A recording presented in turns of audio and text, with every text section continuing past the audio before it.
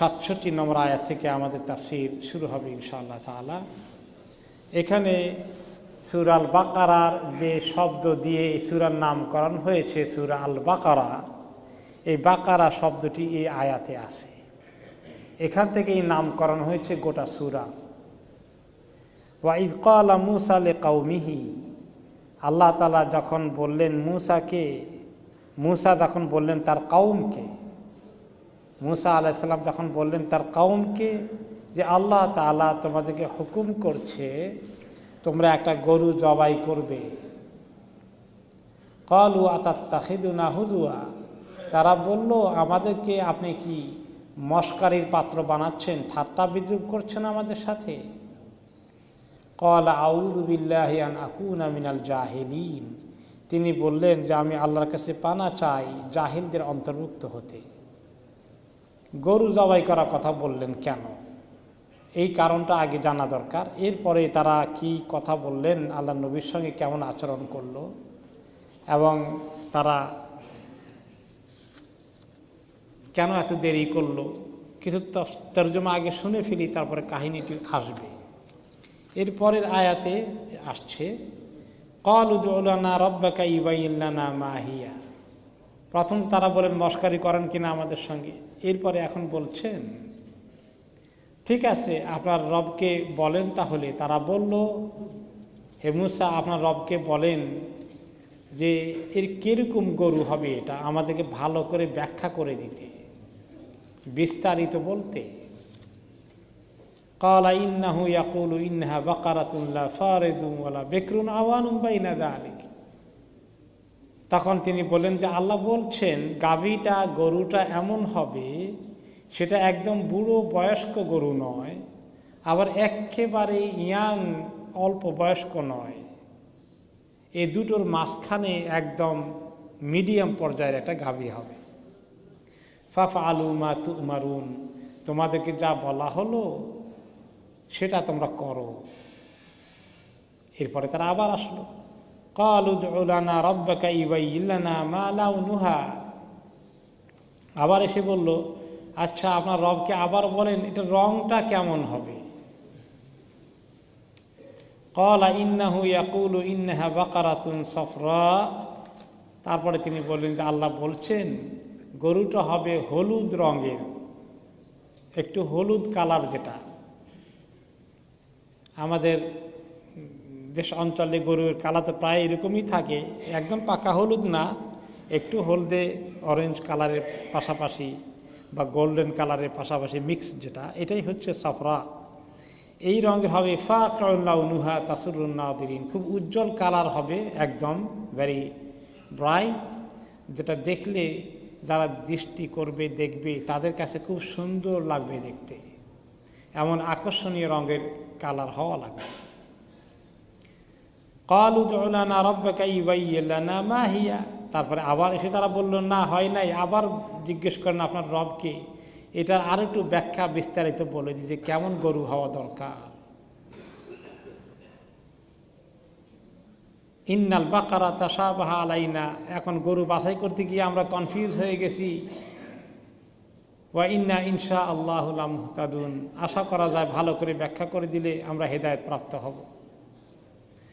ক্বালা ইন্নাহু ইয়াকুলু ইন্নাহা বাকারাতুন লা যালুলুন তুসিরুল আরদ, আল্লাহ বলছেন যে এমন গরু হবে যে কখনো এটা কোনো কাজে ব্যবহৃত হয়নি, তাকে কাজে লাগানো হয়নি, কাজে লাগালে গরুর মধ্যে কিছু দাগ টাগ পড়ে, ঘাড়ের মধ্যে চিহ্ন পড়ে যায়, একদম ফ্রেশ আনইউজড এরকম গরু হবে, যেটা কখনো ক্ষেত চাষ করার কাজে লাঙ্গল চষেনি কখনো, অথবা পানি সেচ করার জন্য যে চাকা ঘোরাতে হতো আগে গরুর কাঁধে দিয়ে তা পানি টানা হতো, ওইরকমও কাজে লাগানো হয়নি। লা শিয়াতা ফিহা, তার মধ্যে কোনো ধরনের স্পট নেই, কোনো ধরনের কোনো দাগ টাগ অথবা তার রঙের মধ্যে কোনো রকমের ফোটা টোটা পড়ে কিচ্ছু পড়েনি, একদম পিওর ফ্রেশ কালারে থাকবে। ক্বালুল আনা জি'তা বিল হক, তারা বলল যে এবারে আপনি হক জিনিস আনছেন, তার মানে এতক্ষণ তো সব বাতিল ছিল আর কি। ফাযাবাহুহা ওয়া মা কাদু ইয়াফআলুন, শেষ পর্যন্ত জবাই করলো, তবে তাদের চক্কর ছিল, বোধহয় করতে চাচ্ছিল না, তারা না করার ধান্দায় ছিল, কিন্তু শেষ পর্যন্ত বাধ্য হলো জবাই করতে। তো জবাই করার কারণ কি, কেন জবাই করতে বলা হয়েছে? কারণ হচ্ছে এই, ওয়াইদ কাতালতুম নাফসান ফাদারাতুম ফিহা, যখন তোমরা একটি লোককে হত্যা করে ফেললে, এরপরে তোমরা ইখতিলাফ শুরু করলে হত্যাকারী কে, তোমরা খুঁজে বের করতে পারলে না, এটা নিয়ে তোমাদের মধ্যে বেশ কানাঘুষা চলছিল। আল্লাহু মুখরিজুম মা কুনতুম তাকতুমুন, তোমরা যা লুকিয়ে রেখেছিলে সেটাকে আল্লাহ বের করতে চাচ্ছিলেন। ফাকুলনা দ্রিবুহু বিবাযিহা, আর আমি বললাম এই গরুকে জবাই করে তার এক টুকরো গোশত দিয়ে মৃত ব্যক্তির গায়ে একটু আঘাত করো। কাযালিকা ইউহয়িল্লাহুল মাউতা ওয়া ইউরীকুম আয়াতিহি লাআল্লাকুম তাআকিলুন, এভাবে আল্লাহ তাআলা মৃত লোককে জিন্দা করেন এবং তোমাদেরকে আল্লাহ তাআলার নিদর্শন দেখাতে চান, আশা করা যায় তোমরা জ্ঞান খরচ করবে। ওই টুকরা গোশত লাগানোর কারণে লোকটা জিন্দা হয়ে উঠল। তার কাহিনী আসছে, আমরা কাহিনীটি শুনবো তাফসীর ইবনে কাসির থেকে। কানা রাজুলুম মিন বানি ইসরাঈল আকিমান লা ইউলাদু লাহু ওয়া কানা লাহু মালুন কাসীর। একটি রেওয়ায়েতে আসছে, একজন বনি ইসরায়েলের লোকের অনেক ধনী লোক ছিল সে, কিন্তু তার কোনো সন্তান ছিল না, তার অনেক সম্পদ। ওয়া কানা ইবনু আখিহি ওয়ারিসাহু, এখন তার একমাত্র ওয়ারিস হতে পারে তার ভাতিজা।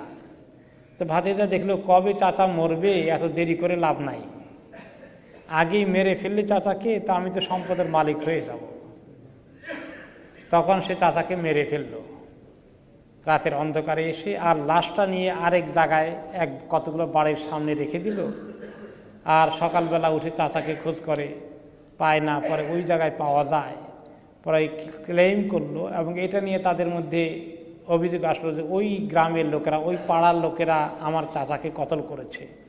এই পাড়ার লোকেরা, তার জ্ঞাতি গোষ্ঠীরা তার পক্ষে, ওই পাড়ার লোকেরা যাকে অভিযোগ করেছে অভিযুক্তের পক্ষে মারামারি হওয়ার উপক্রম। শেষ পর্যন্ত মুসা আল্লাহ সাল্লামের কাছে খবর আসলো যে আপনি তো আল্লাহর নবী, আল্লাহর কাছ থেকে তো একটা তরিকা বের করে জানতে পারলে হত্যাকারী আসলে কে, তাহলে তো বিরাট যুদ্ধ থেকে আমরা বাঁচতে পারি। তখন তিনি আল্লাহ তাআলার কাছে চাইলেন যে আল্লাহ, আপনি একটু এই আসল কাতেল, হত্যাকারী কে, খুনি কে, এটা একটু বের করে দেন। তখন আল্লাহ তাআলা বলেছিলেন যে একটা গরু জবাই করে ওই গরুর গোশত দিয়ে একটি টুকরা দিয়ে মৃত ব্যক্তিকে কবর খুঁড়ে বা কবর দেওয়ার আগেই তার গায়ে যদি একটু আঘাত করা হয়, তাহলে সে বলে দেবে যে তার হত্যাকারী কে। এই একটি রেওয়ায়াত। আর আরেকটি রেওয়ায়াতে আসছে, কানা রাজুলুম মিন বানি ইসরাঈল মুকসিরান মিনাল মাল ফাকানাত লাহু ইবনাতুন ওয়া কানা লাহু ইবনু আখিন মুহতাজ ফাখাতাবা ইলাইহি ইবনু আখিহি ইবনাতাহু ফাআবা আন ইউজাওয়িজাহু। অন্য রেওয়ায়াতে একটু ডিফারেন্টলি আসছে যে একজন বনি ইসরায়েলি খুব ধনাঢ্য ব্যক্তি ছিলেন, তার আর ছেলে সন্তান ছিল না, মাত্র একটি মেয়ে, একমাত্র মেয়ে। এখন এই লোকের ভাতিজা, সে চিন্তা করলো মেয়েটাকে বিয়ে করতে পারলে আমি তো সমস্ত সম্পদের মালিক হয়ে যাব। তখন সে প্রস্তাব দিল এই ভাতিজিকে বিয়ে করবে। তখন চাচা রাজি হয়নি, অন্য কোনো জায়গায় বিয়ে কথাবার্তা চলছিল। এখন শেষ পর্যন্ত এই লোক চিন্তা করলো যে না, আমি তো মিস করতে পারি না, আমি আমার চাচাকে হত্যা করব, তার মেয়েকেও বিয়ে করব, আর সম্পদেরও মালিক হব, আর এমনভাবে হত্যা করব, হত্যা করে আরেক জায়গায় এভাবে ফেলে দেব, তাদের কাছ থেকে দিয়ত আদায় করব, মুক্তিপণও আদায় করব, রক্তপণ। তখন সে রাতের অন্ধকারে বলল যে চাচা, ওই অমুক বাজারে একটা বড় বাণিজ্য প্রতিনিধি দল এসেছে, আপনি তো ধনী মানুষ, আমি তাদের সঙ্গে একটি ব্যবসা বাণিজ্যের লিঙ্ক করাই দেন আমাকে। তো আপনি ডিল করা শুরু করে দিলে, কথাবার্তা বললে, যেহেতু আপনি নিজেই বড় ধনী, তারা ইন্টারেস্টেড হবে, আর আমি গেলে তো তারা ইন্টারেস্টেড হবে না। তো রাতের অন্ধকারে রওনা করলো, সেখানে যাবে। পথিমধ্যে অন্ধকারের মধ্যেই সে প্রস্তুতি নিয়ে গিয়েছিল, ছুরি টুরি নিয়ে, চাচাকে হঠাৎ করে কোপ দিয়ে হত্যা করে ফেলে। তাদের ওই বাণিজ্য কাফেলার কাছাকাছি গিয়ে এবং তারা টের পায়নি। রাতের অন্ধকারে তাদের যেখানে তারা অবস্থান করছিল তাদের অবস্থানের পাশে লাশটা ফেলে আসে। আর সকালবেলা খবর হয়ে যায়, সে আবার নিজের ঘরে চলে আসে। চাচা কই কী অবস্থা, খোঁজাখুঁজি হচ্ছে। সে এখন কিছুই না জানার ভান করে খোঁজাখুঁজি করছে, লোকজন নিয়ে এদিক সেদিক যায়। তারপরে খবর আসলো যে অমুক জায়গায় বাজারের মধ্যে বাণিজ্যিক কাফেলা যেখানে আছে কিছু বিজনেসম্যান, তারা যেখানে থাকতো, হোটেল হোক বা ঘর হোক, তাদের ঘরের সামনে লাশটা পড়ে আছে। তখন সে নিজের জ্ঞাতি গোষ্ঠী নিয়ে বলল যে এই বোধহয় আমার চাচা ব্যবসা বাণিজ্য করতে গেছে, তারা সম্ভবত আমার চাচার টাকা আত্মসাৎ করে চাচাকে হত্যা করে ফেলেছে। শেষ পর্যন্ত গিয়ে তারা তাদেরকে অভিযুক্ত করে এখন তারা চাপ দিল যে তোমরা আমার চাচাকে মেরেছ, এখন দুইটার একটা হলো যে তোমরা হত্যাকারী কি আছে খুঁজে বের করো, তা না হলে তোমরা সবাই মিলে মুক্তিপণ দাও, মানে রক্তপণ অর্থাৎ দিয়াত যেটা বলে আরব দেশে বা ওই সময় সমাজে ইসলামী শরিয়াতে যেটা এখনও নিয়ম, কেউ কাউকে খুন করে ফেললে তাহলে তার রক্তের মূল্য আদায় করবে। হয় আত্মীয় স্বজন তাকে বলবে যে আমরা কোনো রক্তপণ চাই না, আমরা তাকে খুনের বদলে মৃত্যুদণ্ড চাই, অথবা রক্ত মূল্য দান করে সে নিজের আত্মরক্ষা করবে। রক্ত মূল্য হলো 100 উট। 100 উট দান করলে বা সমপরিমাণ টাকা দিলে একজন মানুষের রক্তের মূল্য আদায় হয়। এখন সে শেষ পর্যন্ত রক্তের মূল্য আদায় করার জন্য ডিসিশন নিল। মুসা আলাইহিস সালাম সেখানে ছিলেন, ওনার কাছে কেস গেল যে এই লোকগুলো খুন করেছে, কাজে খুনের বদলা কি করা যায়। তো তারা বলল যে খুন যদি আমরাই করে থাকি, আমরা তো জানি খুন করি নাই, এখন আমাদেরকে দায়ী করছেন,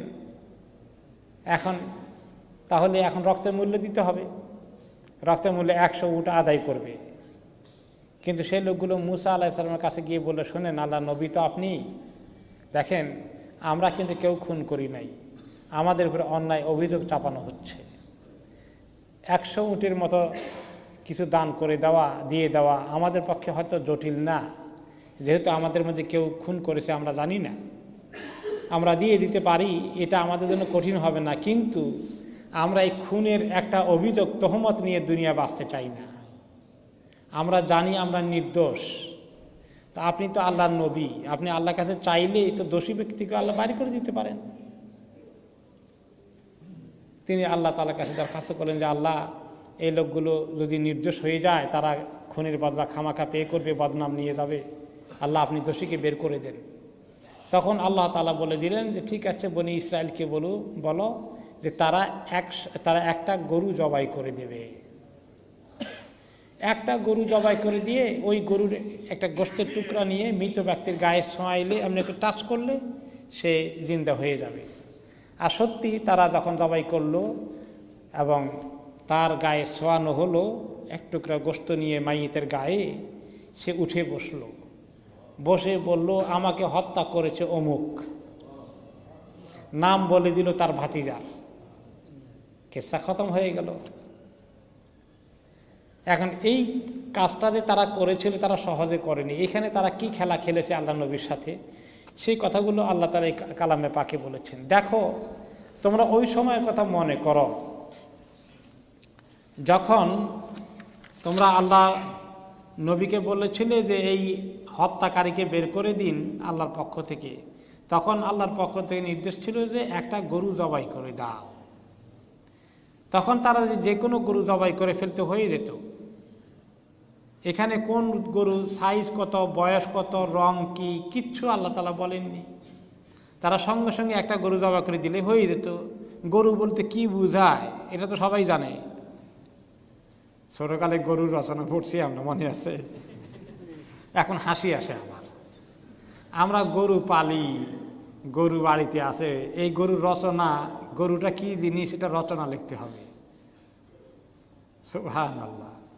তো এখন গরু কি কাজে লাগে, গরুর গোবর কি কাজে লাগে, সবগুলো মুখস্থ করে। কিছু কিছু ছেলেপেলে ছিল, ছাত্র ছিল, গরুর রচনা মুখস্থ করতো।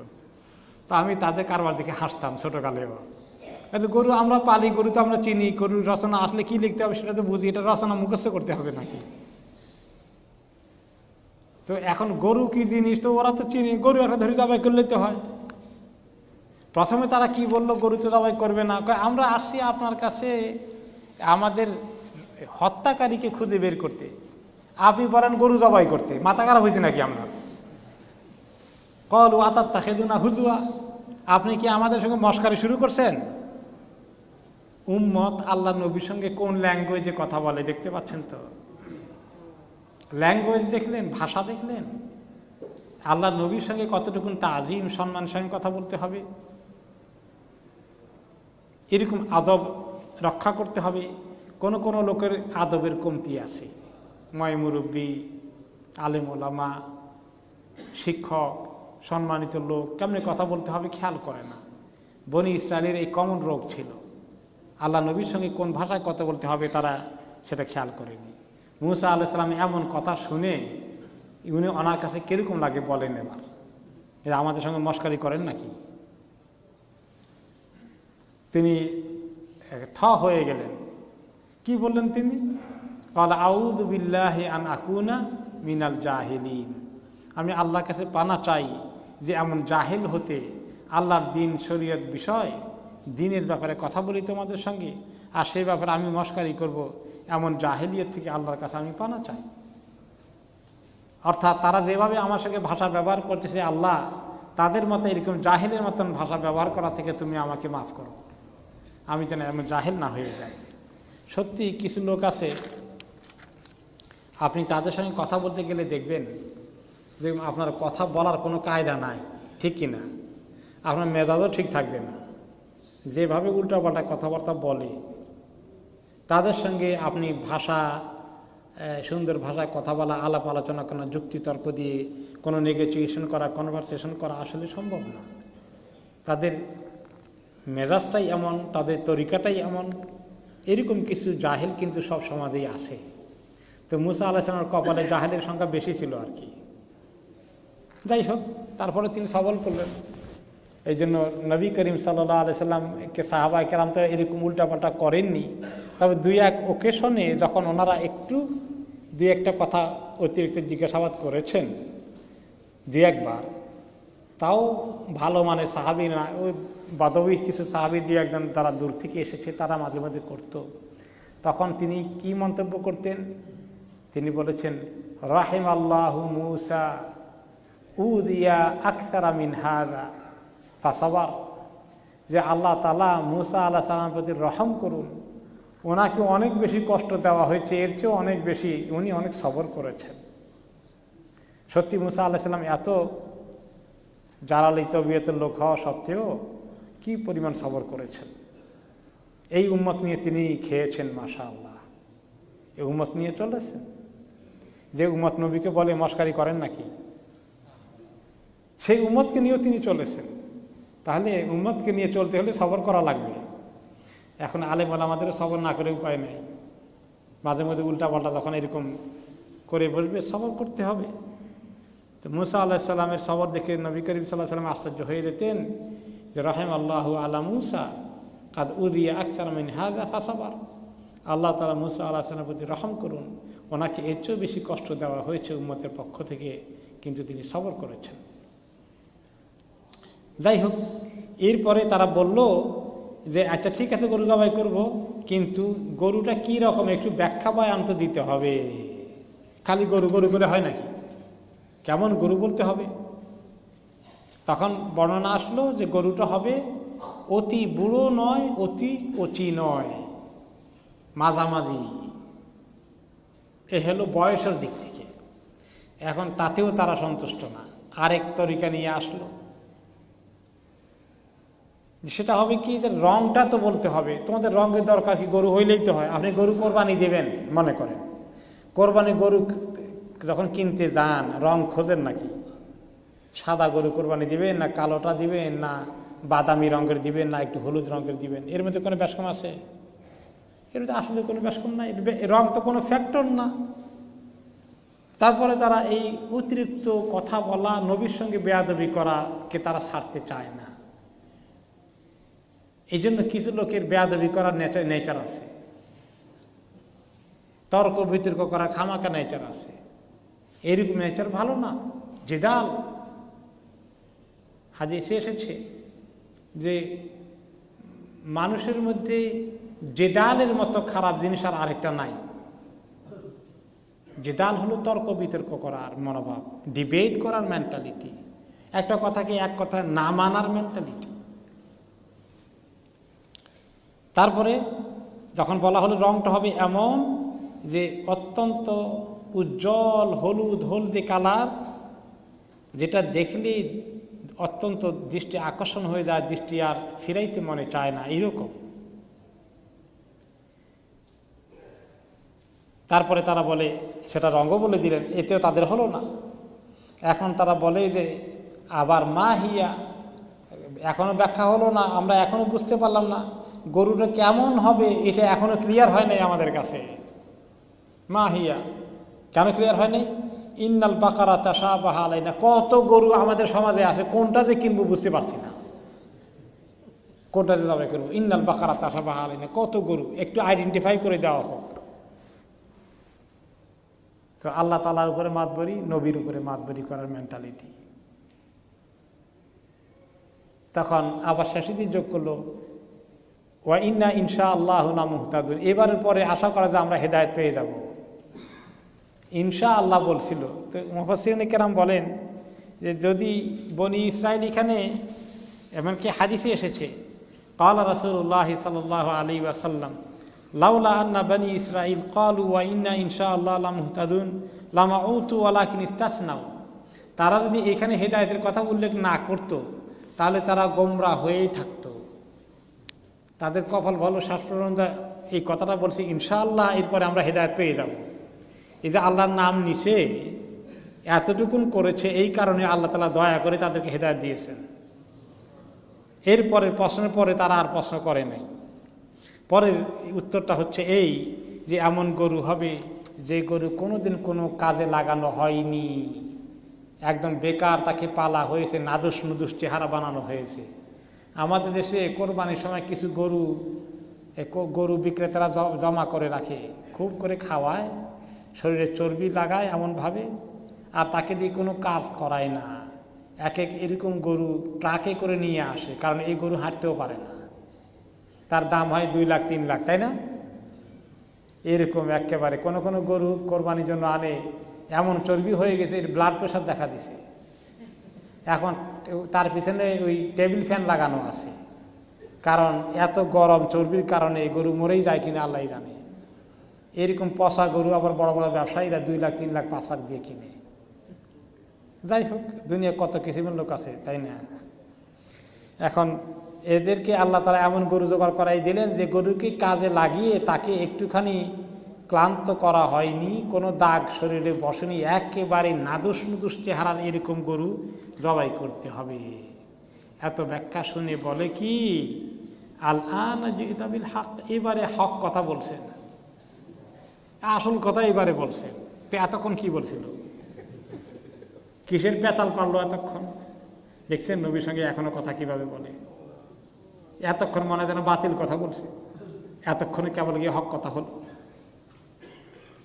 তো আল্লাহ তাআলা বলেন ফাযাবাহুহা, জবাই তো করলো শেষ পর্যন্ত, ওমা কাদু ইয়াফআলুন, তাদের করার কোনো মানসিকতা ছিল না, জবাই করার মানসিকতা ছিল না। কারণ যদি জবাই করলে ধরা পড়ে যায় যে কে কতল করে ফেলেছে, তাহলে তাদের জন্য এটা সমস্যা হয়ে যাবে। নিজের কোনো লোক ধরা পড়ে কিনা, তাকে যদি আবার এক্সপোজড হয়ে যায়, আরেকজনের কাঁধে দোষ ফলাই দিয়ে চলতে চেয়েছিল, এটা তো ধরা পড়ে যাবে। যাই হোক, শেষ পর্যন্ত তারা জবাই করলো। সেই জবাই করার পরে আল্লাহ তাআলা ধরিয়ে দিলেন। ওই কথাটা পরে আসছে, ধারাবাহিকতায় কিছু আগের কথা পরে, পরের কথা আগে এসেছে। ওয়াইদ কাতালতুম নাফসান ফাদ্দারাতুম ফিহা, যখন তোমরা একটা লোককে হত্যা করে ফেললে আর এই ব্যাপারে তোমরা ইখতিলাফ করলে, বিভিন্নভাবে অভিযোগ একের বিরুদ্ধে অপরকে করে দেওয়া হলো, কিন্তু আল্লাহু মুখরিজুম মা কুনতুম তাকতুমুন, তোমরা যেটা লুকিয়ে রেখেছিলে সেটাকে আল্লাহ তাআলা বাইর করার প্ল্যান করে ফেলেছিলেন। এই জিনিসকে বের করে দেবেন। ফাকুল নাদরিবুহু বিবাদিহা, আমি বললাম যে এই জবাই করা গরুর গোশতের টুকরা নিয়ে তোমরা মৃত ব্যক্তির গায়ে একটু টাচ করো, আর তাজ করা হলো, সে জিন্দা হয়ে গেল। কাযালিকা ইউহয়িল্লাহুল মাউতা, এভাবে আল্লাহ তাআলা মৃত লোকদেরকে জিন্দা করে ফেলেন।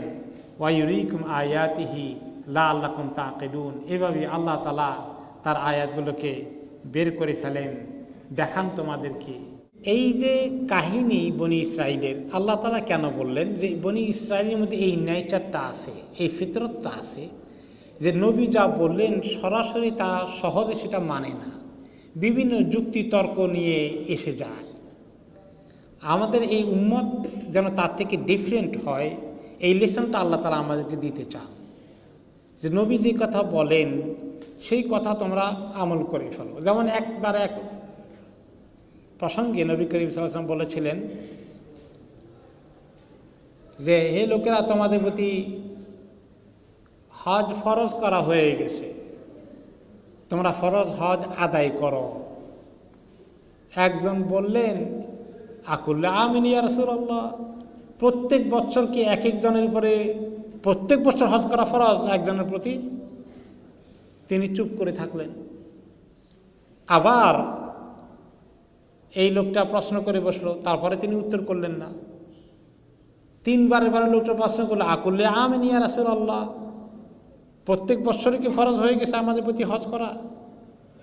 মানে একজনের প্রত্যেক বছর জীবনে একবার না করে প্রত্যেক বছর করতে হবে? তখন তিনি একটু রাগ হয়ে গেলেন আর বললেন, আমি যদি এখন হ্যাঁ বলি তাহলে আল্লাহ তাআলা প্রত্যেক বছর হজ করা ফরজ করে দিবেন, আর তখন পারবা? খবরদার, আমাকে বেশি বেশি প্রশ্ন করে না, যা বলি শোনো, সেটার প্রতি যা পারো আমল করো, আর যেটা পারো না সেটা আল্লাহ তাআলার কাছে ছেড়ে দাও। আমি যা বলি ওখানে আমাকে রেখে দাও, অতিরিক্ত প্রশ্ন করো না। অতিরিক্ত প্রশ্ন এই সেন্সে যে প্যাঁচ লাগানো, ঝামেলা বাড়ানো, এই পেঁচাপেচি ঝামেলার জিনিস অনেকের মাথার মধ্যে একটু প্যাঁচ বেশি আছে। সরল হওয়া কিন্তু ভালো লক্ষণ। একটা হাদিস এসেছে মুমিন হয় সরল।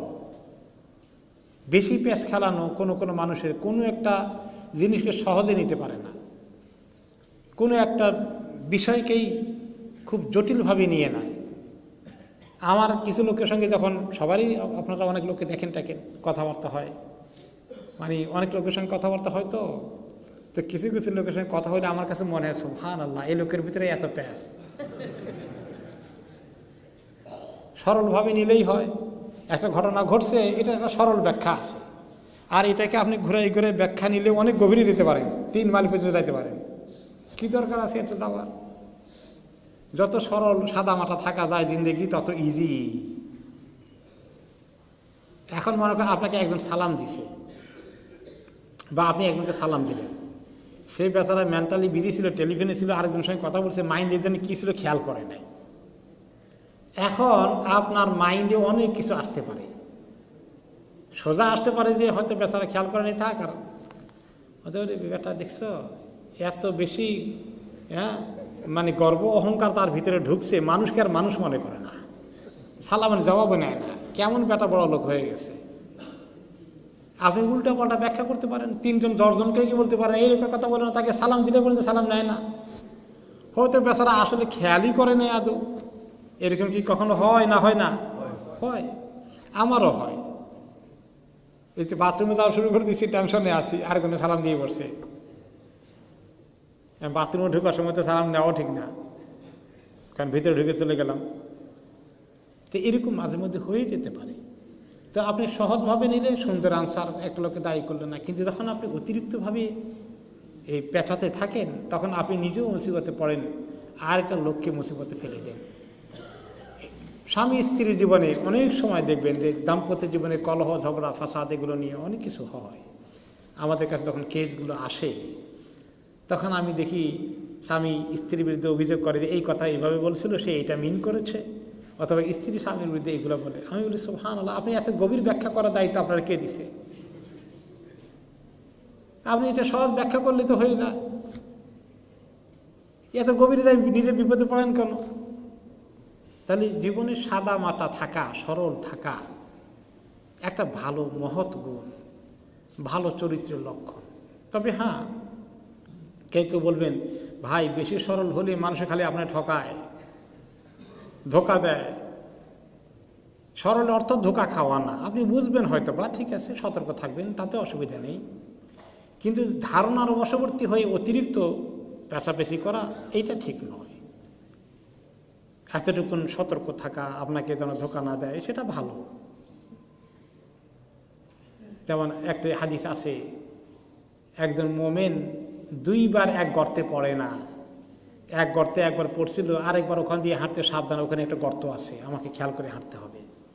এরকম একজন আপনাকে ধোকা দিয়েছে এক কায়দা করে, দ্বিতীয়বার আবার ধোকা দেবে, আপনি সেই সুযোগ তাকে দেবেন না, দ্যাটস ট্রু।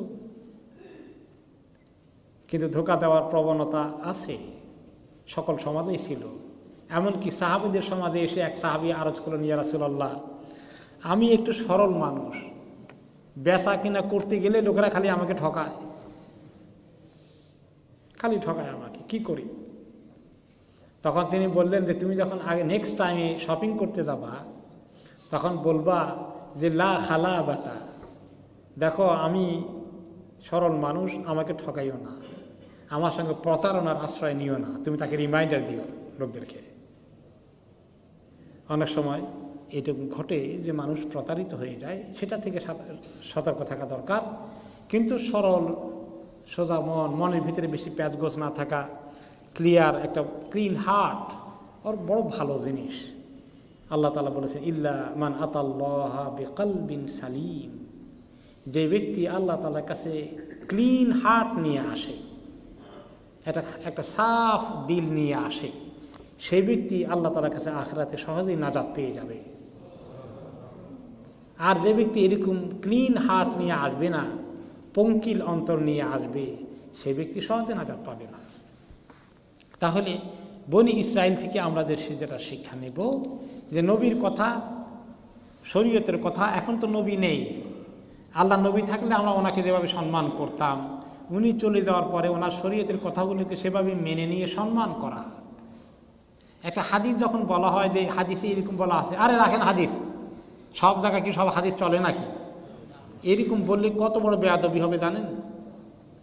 আপনি আল্লাহ নবীর সামনে খারাপ বেয়াদবি করলে যে এরকম গুনাহ হতে, ওরকম গুনাহ হয়ে যাবে। অথবা বলেন হাদিসে এরকম কথা বলা আছে, আরে হাদিসে আপনি বলতেছেন, ওইরকম তো এই আখেরি জামানা, এরকম তো অনেক ওলামারা, অনেক এর বিভিন্ন মতামত আছে, ফতোয়া আছে, অপিনিয়ন আছে। এরকম সঙ্গে সঙ্গে হাদিসের সঙ্গে টক্কর লেগে যায়, এমন কোনো মন্তব্য করা না যায়।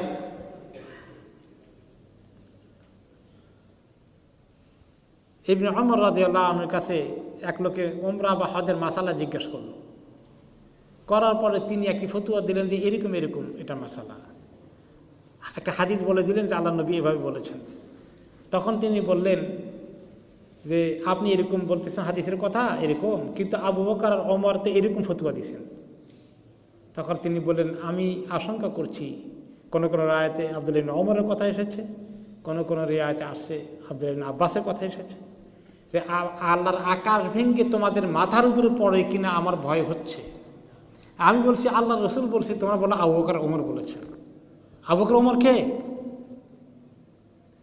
ওনারা আবু বকর ওমরকে অশ্রদ্ধা করতে চাননি, কিন্তু আল্লাহ নবীর শানের কথা, হাদিসের কথা, শরীয়তের কথাকে এমন মর্যাদা দেওয়া লাগবে, নবীদের কথাকে এভাবে গ্রহণ করতে হয়, শরীয়তের কথাকে এভাবে অ্যাকসেপ্ট করতে হয়।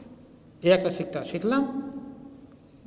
আর একটা হলো যে মানুষ বেশি অতিরিক্ত প্রশ্ন করা, অতিরিক্ত আলাপ আলোচনা করা, সব জায়গায় জেরা করা, সব জায়গায় প্যাচ লাগানো, একটা মেন্টালিটি কিছু কিছু লোকের আছে।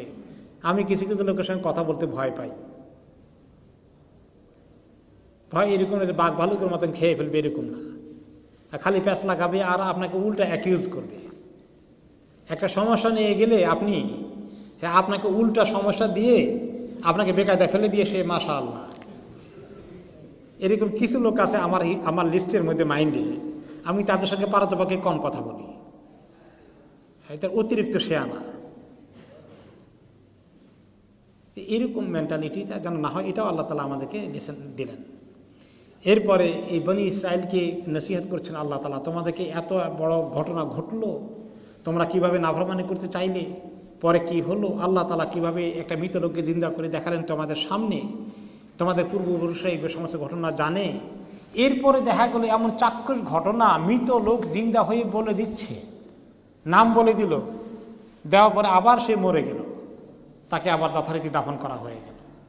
এমন ঘটনা তোমরা দেখলে, দেখার পরে তো তোমাদের দিলটা নরম হওয়ার কথা ছিল, আল্লাহ নবীর কথা শোনার দরকার ছিল, আর কোনো বেয়াদবি না করার কথা ছিল, কিন্তু দেখা গেল এরপরেও তোমরা সীমা লঙ্ঘন করেছ।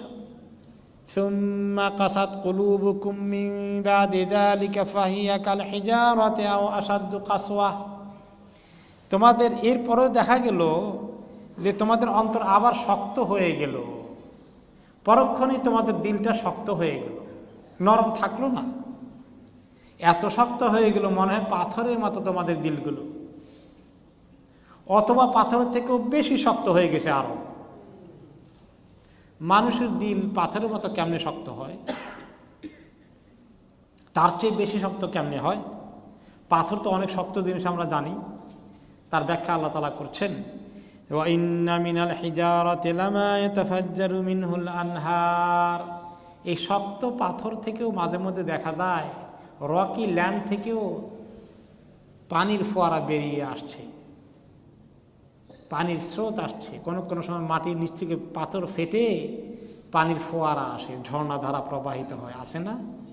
মাঝে মধ্যে এরকম পাওয়া যায়। মরুভূমিতে গেলে পাহাড়ের ভিতরে হঠাৎ করে পানির ফোয়ারা আসে, পাথর ভেদে পানি আসছে।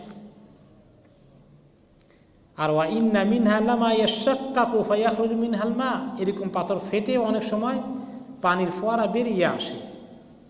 ওয়া ইন্না মিনহা লামা ইয়াহবিতু মিন খাশিয়াতিল্লাহ, আর পাথরের মধ্যেও আল্লাহর ভয় এমন আছে, কোন কোন সময় উঁচু পাহাড়ের থেকে, পাহাড় থেকে পাথর টপ করে পড়ে যায় আল্লাহর ভয়ের কারণে। পাথর অনেক সময় পাহাড় ভেঙে পড়ে যায় আল্লাহর ভয়ের কারণে। আল্লাহ সমস্ত মাখলুকের মধ্যে আল্লাহর ভয় আছে, এই পাথরের মধ্যেও আল্লাহর ভয় আছে। এই আয়াত তার দলিল, আল্লাহর ভয়ে পাথর ভেঙে পড়ে যায়। আমাল্লাহু বিগাফিলিন আম্মা তা'মালুন, আর তোমরা যা কিছু করো এ সম্পর্কে আল্লাহ গাফিল নন। এখন এই যে পাথরের মধ্যে ভয় আছে আমরা দেখতে পেলাম, কিন্তু মানুষের মনে অনেক সময় আল্লাহর ভয় থাকে না। এই কথা আল্লাহ তাআলা অন্য আয়াতে বলেছেন, আলাম ইয়ানি লিল্লাযীনা আমানু আন তাখশা কুলুবুহুম লিযিকরিল্লাহি ওয়া মা নাযালা মিনাল হক। এখনো কি সময় হয়নি ওদের জন্য যারা ঈমান এনেছে, যে আল্লাহকে ডাকার জন্য তাদের দিল নরম হয়ে যাবে, ভীত হয়ে যাবে?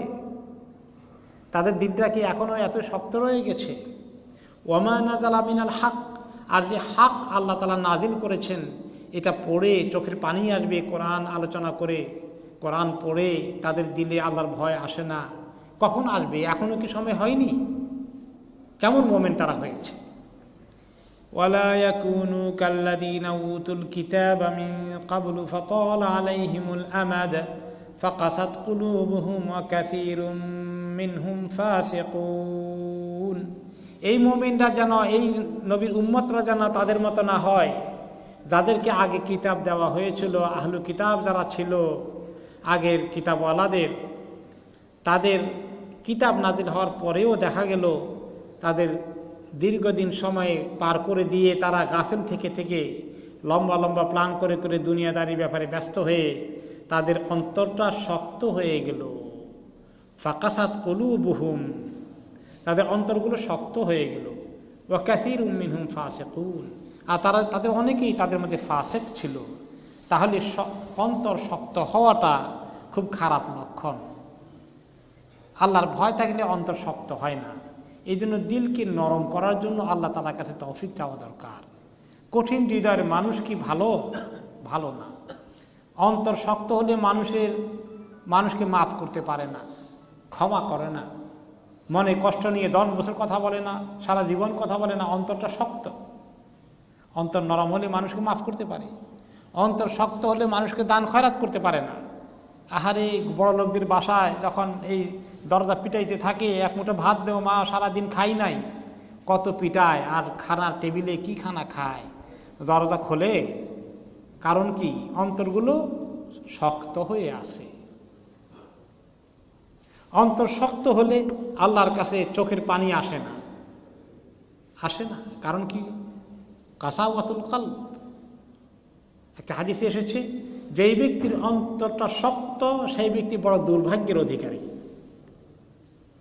কাজে দিল নরম হওয়াটা ভালো লক্ষণ, দিল নরম হওয়া ভালো লক্ষণ, দিল শক্ত হওয়া খুব খারাপ লক্ষণ।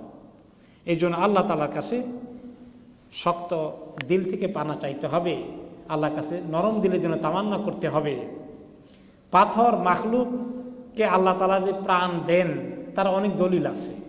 1 নম্বরে ইসাব্বিহু লাহু মা ফিস সামাওয়াতি ওয়াল আরদ, সমস্ত সৃষ্টি আল্লাহর কাছে কি করে? আল্লাহ তাসবিহ করে, জিকির করে এবং তারা আল্লাহর ভয়ে ভীত থাকে। এবং কোন কোন পাহাড়ের পাথরের ব্যাপারে, জিনিসের ব্যাপারে আছে, যেমন খেজুর গাছের শুকনা গোড়া মসজিদে নববীতে যার উপরে নবী করিম সাল্লাল্লাহু আলাইহি ওয়াসাল্লাম হেলান দিয়ে খুতবা দিতেন, যখন মিম্বার বানানো হলো তিনি আর সেই খেজুর গাছের গোড়াটাকে আর ব্যবহার করেন না।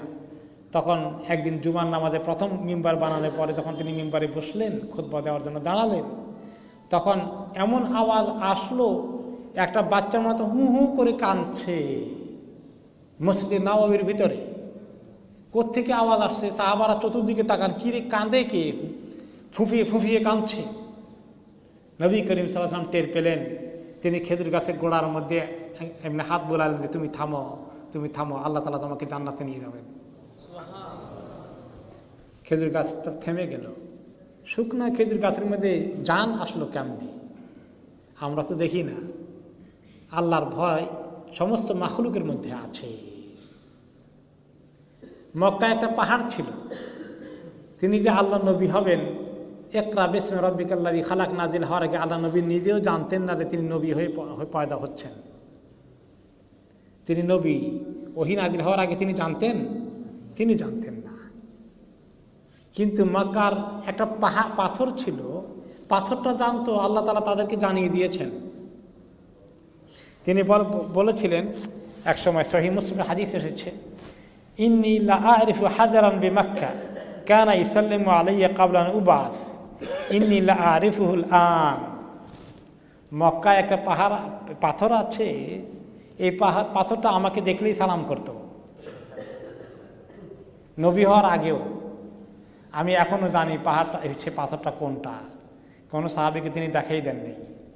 তাহলে সবাই গিয়ে পাথর ওঠারে চুমা দেওয়া শুরু করে দিত, ওইটাকে কেন্দ্র করে শিরিক শুরু হয়ে দিত। তাহলে এই যে বিভিন্ন মাখলুকগুলো, পাথরগুলো আছে, এইগুলোর মধ্যেও আল্লাহ তাআলা এদের দিলের মধ্যেও রহম দিয়েছেন, দয়া দিয়েছেন, আল্লাহ ভয় দিয়েছেন। এই জন্য আল্লাহ ভয় বড় জরুরি জিনিস। আল্লাহ খাশিয়াতুল্লাহ পয়দা থাকা, দিলের মধ্যে থাকা অত্যন্ত জরুরি জিনিস। কোন জিনিস মানুষের মনকে শক্ত করে ফেলে? আমরা কি চাই আমাদের দিলটা শক্ত হয়ে যাক? আমরা চাই আমাদের দিলটা যেন নরম হয়ে যায়। যত নরম হবে তত ফজিলত।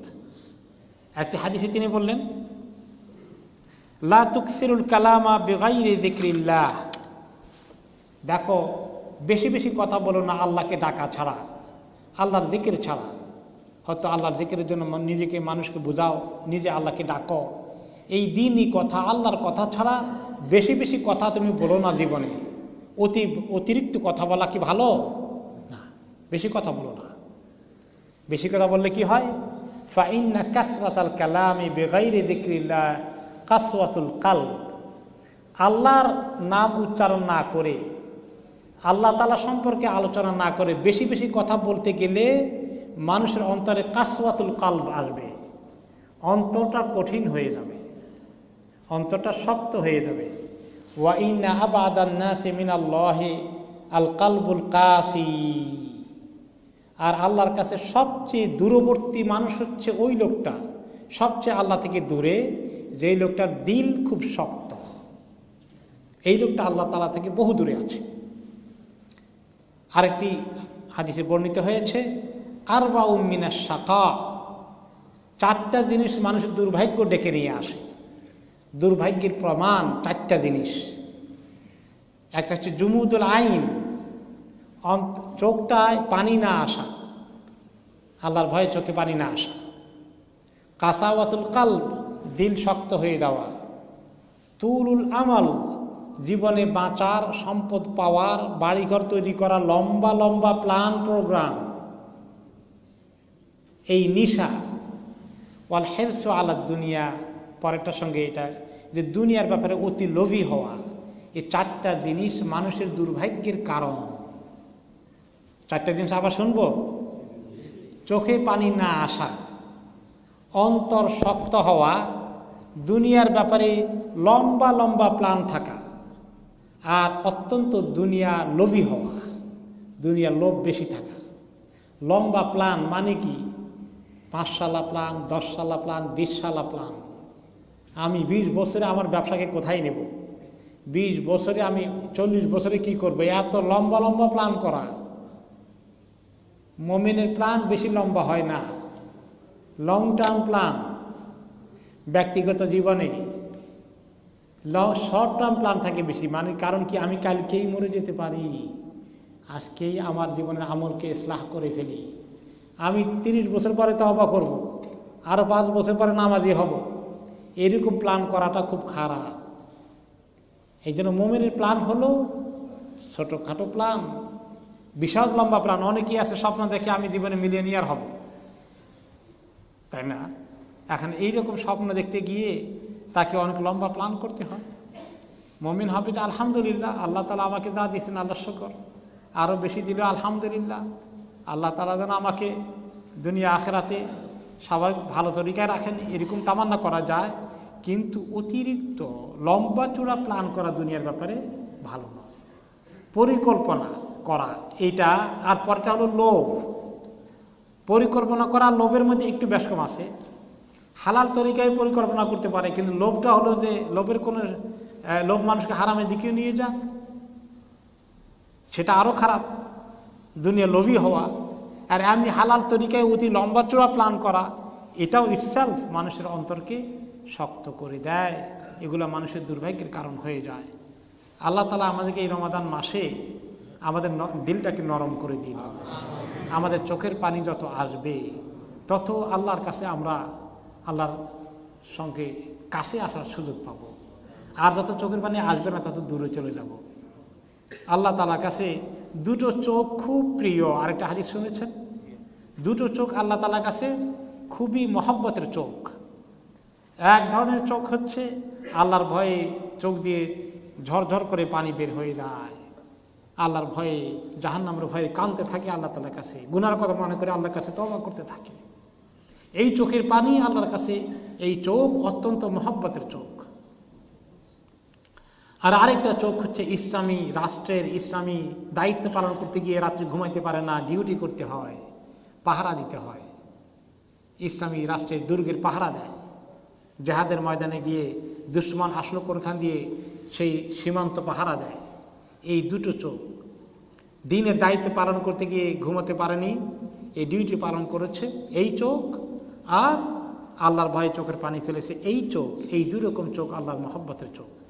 আল্লাহ তাআলা ইরশাদ করছেন, আফা তাতমাউনা আন ইউমিনু লাকুম, হে মুমিনরা তোমরা কি আশা করো যে ওরা তোমাদের প্রতি ঈমান আনবে?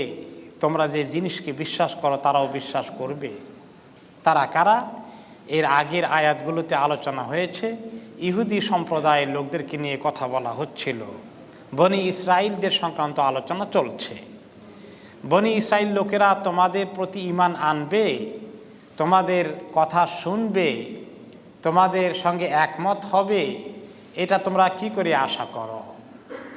এটা এদের নেচার নয়। ওয়াকাদ কানা ফারিকুম মিনহুম ইয়াসমাউনা কালাম আল্লাহ, তাদের এক দল যখন আল্লাহ তাআলার কথা সরাসরি শুনছিল অথবা আল্লাহ তাআলার কথা কালাম তেলাওয়াত করছিল, পড়ছিল, আলোচনা করছিল, শুনছিল, সুম্মা ইউহাররিফুনাহু মিন বাদি মা আকালুহ, তারা আল্লাহ তাআলার কালামকে পরিবর্তন করেছে ভালো করে বুঝার পরে, নিজেরা পরিবর্তন করেছে, তাহরিফ করেছে। তাহরিফ হচ্ছে আল্লাহ তাআলার কালামকে যে অর্থে এসেছে, যেভাবে এসেছে সেটার পরিবর্তন করে দেওয়া। শাব্দিকভাবে পরিবর্তন না করতে পারলে অর্থ তফসির ব্যাখ্যার মধ্যে পরিবর্তন করে দেওয়া, আল্লাহ তাআলার কালামকে ঠিক না রাখা, এটা হচ্ছে তাহরিফ। তারা আল্লাহ তাআলার কালামকে জেনে বুঝার পরে তারা পরিবর্তন করেছে, মিন বা'দি মা আকালুহু, ভালো করে বুঝার পরে এই কাজ করেছে। ওয়াহুম ইয়ালামুন, আর তারা জেনে শুনে এই কাজ করেছে। অনেক বড় অপরাধ না? আল্লাহ তাআলার কালামকে পড়লো, তেলাওয়াত করলো, অর্থ বুঝলো, ব্যাখ্যা বুঝলো, তাফসির বুঝলো, এরপরে মানুষের কাছে প্রেজেন্ট করলো উল্টাভাবে, পরিবর্তন করে দিল, অর্থটা বিকৃতি করে দিল। এটা অনেক বড় অপরাধ। এই অপরাধ যারা করে আল্লাহ তাআলা তাদের কপালে হেদায়েত রাখেন না। এই জন্য কেউ যদি উল্টা পাল্টা জেনে শুনে নিজের স্বার্থ চিন্তা করে কোনো দিনই আলোচনা পেশ করে অর্থাৎ ওয়াজ নসিহত এই লাইনে এই জন্য যায় যে সে সহি কথা বলবে না, তার নিজস্ব কিছু চিন্তা, তার নিজস্ব কিছু মতলব হাসিলের জন্য সে দ্বীনের কথাকে উল্টা করে বলবে, মতলবকে চেঞ্জ করে দেবে, মুরাদকে উল্টিয়ে দেবে, তাহলে তার কপালে আল্লাহ তাআলা হেদায়েত নসিব করবেন না।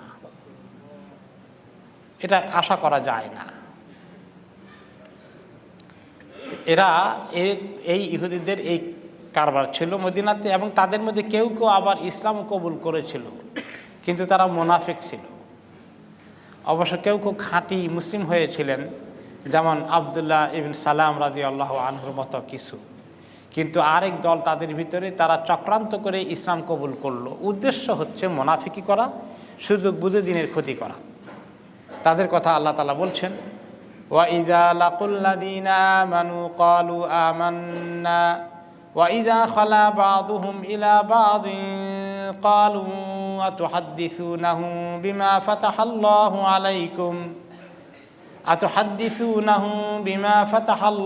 عَلَيْكُمْ لِيُحَاجُّوكُم بِهِ عِندَ رَبِّكُمْ أَفَلَا تَعْقِلُونَ। তাদের মধ্যে এই লোকগুলো যখন ঈমানদারদের সঙ্গে মিট করে, সাক্ষাৎ করে, তখন তারা মুনাফিক হয়ে বলে, আমান্না, আমরা তো ঈমান এনেছি। ওয়াইদা খালা বা'দুহুম ইলা বা'দ, আবার যখন তারা নিজেরা একান্তভাবে সাক্ষাৎ করে, একে অপরের সঙ্গে দেখা হয় নিজেরা, তখন তারা একে অপরকে সতর্ক করে। কি বলে সতর্ক করে? আতুহাদ্দিসুনাহুম বিমা ফাতাহাল্লাহু আলাইকুম, তোমরা তাওরাতের এমন কোনো ইনফরমেশন ওদের কাছে বলে দাও কি না যেটা আল্লাহ তাআলা তোমাদের জন্য ক্লিয়ার মেসেজ দিয়েছিলেন, যেগুলা তাদের কাছে বলে ফেললে এগুলো আবার আমাদের বিরুদ্ধে দলিল হয়ে যাবে।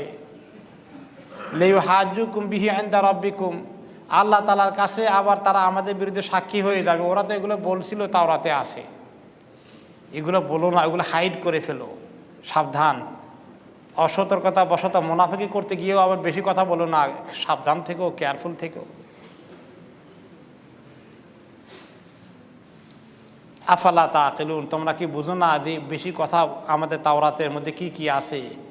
কারণ তাওরাতের মধ্যে এমন খবর আছে যেগুলো আখিরি নবী হওয়ার সমস্ত লক্ষণ সেখানে বলে দেওয়া আছে। সমস্ত নবীরা, মুসা আলাইহিস সালাম ওসিয়ত করে গেছেন, আমার পরে নবী আসবেন মুহাম্মদ, আহমদ তার নাম হবে, তার প্রতি ঈমান আনবা। খবরদার, এগুলো কোনো সময় বলো টলো না তাদের কাছে। এগুলো আমাদের বিরুদ্ধে দুনিয়াতেও দলিল হবে, আখিরাতেও দলিল হয়ে যাবে, আমরা ধরা পড়ে যাব। তা আল্লাহ তাআলা বলেন, লুকিয়ে রাখতে চায় তারা, যারা ধরা না পড়ে, আমার কাছেও লুকিয়ে রাখতে চায়। আওয়ালা ইয়ালামুন, তারা কি জানে না? আন্নাল্লাহা ইয়ালামু মা ইউসিররুনা ওয়া মা ইউলিনুন, আল্লাহ তাআলা জানেন যা তারা লুকিয়ে রাখে, যা তারা প্রকাশ করে দেয়। আল্লাহ তাআলার কাছেও তারা গোপন রাখবে। কি ধরনের খেয়াল আল্লাহ তাআলা সম্পর্কে, কি ধরনের ধারণা তারা পোষণ করে। এই জন্য তারা এইভাবে লুকোচুরি করতো মানুষের সঙ্গে, যেমন আল্লাহ তাআলার সঙ্গেও। ইমাম আল হাসান আল বসরি রহমতুল্লাহ আলাইহি বলেছেন, তারা যে কোরআন বা তাওরাতের এর মধ্যে পরিবর্তন করত, বিকৃতি করত, তাহরিফ করত, ইউহারিফুনা মানে বিকৃতি করা। কেমন বিকৃতি হতো এটা এই কালামুল্লাহ, আল্লাহর কালাম বলতে তাওরাত, কোরআন নয়, কারণ কোরআন বিকৃতি করার আল্লাহ তাআলা কাউকে হিম্মত দেবেন না। দুনিয়াতে বহু মানুষ চেষ্টা করেছে, তারা ফেল করেছে। এনি ধরনের চেঞ্জ নিয়ে আসা সম্ভব না। কোনো আয়াত চেঞ্জ করা, অর্থ চেঞ্জ করতে চাইলেও ধরা পড়ে যাবে। কিন্তু তাওরাতকে তারা করেছে। ইউহারিফুনহা ইয়াজআলুনাল হালালা ফিহা হারামান ওয়াল হারামা ফিহা হালালান, যেখানে তাওরাতে হালাল যেটা আছে ওটাকে হারাম করে দেয়, আর যেটা হারাম আছে ওটাকে হালাল করে দেয়। সুবিধা মতো তারা এইভাবে ফতোয়া আদান প্রদান করে। কি কারণে করে? কোনো স্বার্থ নিশ্চয়ই আছে। কেউ পয়সা করে দিয়ে ফতোয়া আদায় করে নেয়, এরকম সুযোগ সুবিধা করে ফেলে তাকে। ওয়াল হাক্কু ফিহা বাতিলান ওয়াল বাতিলু ফিহা হাক্কান, হককে বাতিল করে ফেলে, বাতিলকে হক করে দেয়। দুনিয়া স্বার্থের কারণে এরকম করে। সব নবীর উম্মতের মধ্যে আছে কিছু কিছু এরকম। আমাদের নবীর উম্মতের মধ্যে কিছু কিছু এরকম আছে নাকি?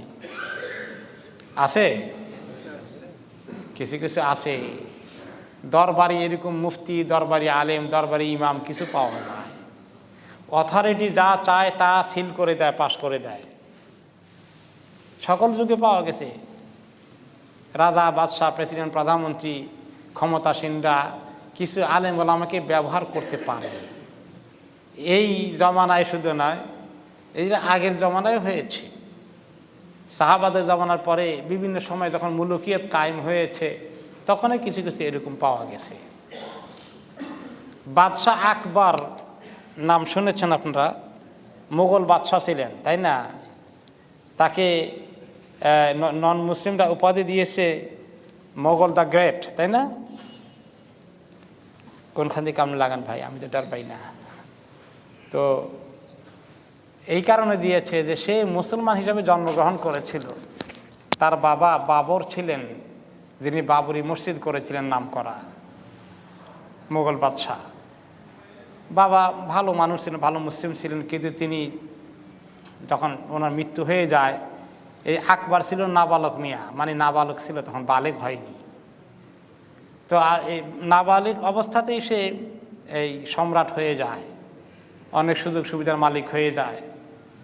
যদিও তার বাবা বাইরাম খান নামে একজনকে তার ওস্তাদ নিযুক্ত করে দিয়েছিলেন, সে বেচারা খুব ভালো মানুষ ছিল, তাকে ভালো তারবিয়ত দেওয়ার চেষ্টা করেছে। কিন্তু যখন সে শেয়ানা হয়ে গেছে, আকবর ক্ষমতা পেয়েছে, টাকা পয়সা পেয়েছে, নারী পেয়েছে, সব কিছু পেয়ে গেছে, তখন তার ভিতরে বিকৃতি এসেছে।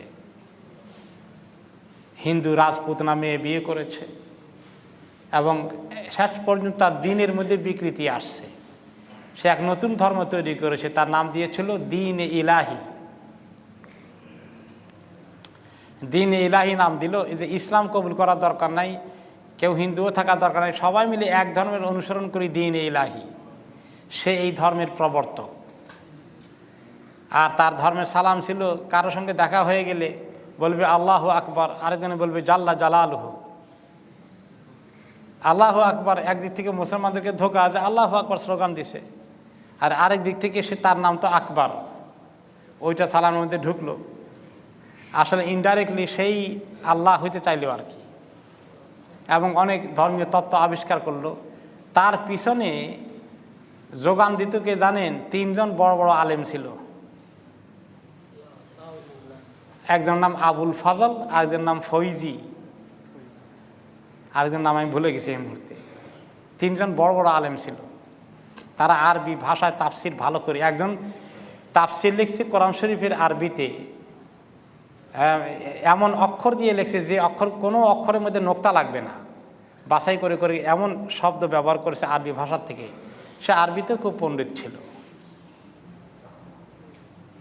তাহলে এরকম দরবারি মোল্লা পাইতে অথরিটি যা কয় তা রাজি হয়ে যায়, এবং তার বিনিময়ে দুনিয়ার কিছু সুযোগ সুবিধা, পজিশন, এগুলা প্রমোশন, দরবারি মুফতি হওয়া, এগুলার, তারপরে বড় মসজিদের খতিব হওয়া, সরকারি মসজিদের, এই সমস্ত অনেক সুযোগ সুবিধা থাকে, গ্রহণ করে, কিছু পাওয়া যায়। এই উম্মতের মধ্যেও আছে। তো এরকম করতো সুযোগ সুবিধার জন্য বনি ইসরায়েলের আলেমরা। এগুলো করার কারণে যারা এইগুলো করে নিজের সুযোগ সুবিধার জন্য দিনকে ব্যবহার করে বিক্রি করে দেয়, দিনের কনসেপ্টের মধ্যে, মেসেজের মধ্যে একেবারে চেঞ্জ করে ফেলে, মেসেজকে টুইস্ট করে ফেলে, অর্থটাকে উল্টাপাল্টা করে প্রেজেন্ট করে। এদেরকে আল্লাহ তাআলা এত নাখোশ হন, এরা কোনোদিন হেদায়েত পাবে না, এরা তওবা নসিব হবে না, কারণ অনেক বড় ক্রাইম তারা করেছে। আল্লাহ তাআলা মানুষকে জেনা, ব্যভিচার, মদ খাওয়া, চুরি ডাকাতি এদেরকেও তওবা নসিব করেন, কিন্তু যারা বেদাত এবং দ্বীনের কনসেপ্টের বিরুদ্ধে জেনে শুনে অগ্রসর হয় তাদেরকে আল্লাহ তাআলা হেদায়েত দেন না। কোরআন শরীফে অনেক জায়গায় কথাগুলো আসে ঘুরে পেঁচিয়ে।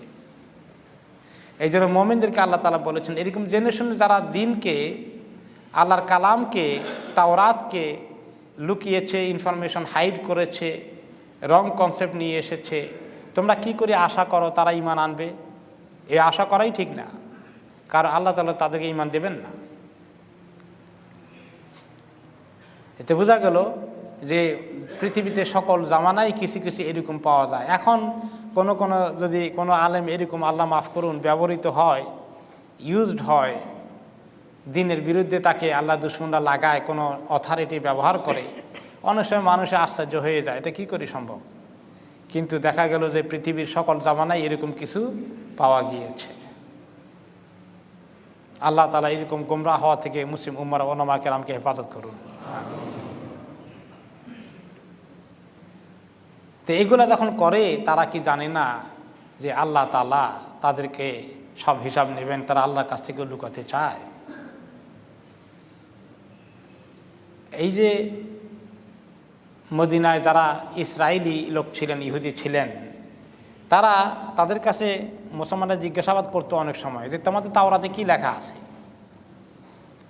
তারা আগেই বলতো যে আমরা দেখতে পাচ্ছি, সিমটম বলতেছে আখিরি নবী আসার টাইম হয়ে গেছে, we can see the symptom, আর অল্প কদিন সবুর করো, আমরা অনেক বেকায়দায় আছি, তোমরা মুশরিকরা খুব ভালো পজিশনে আসো, আমাদেরকে কোণঠাসা করে রাখছো, আল্লাহ নবী আসতেছেন, আমাদের সুদিন ফেরত আসবে খুব অচিরেই।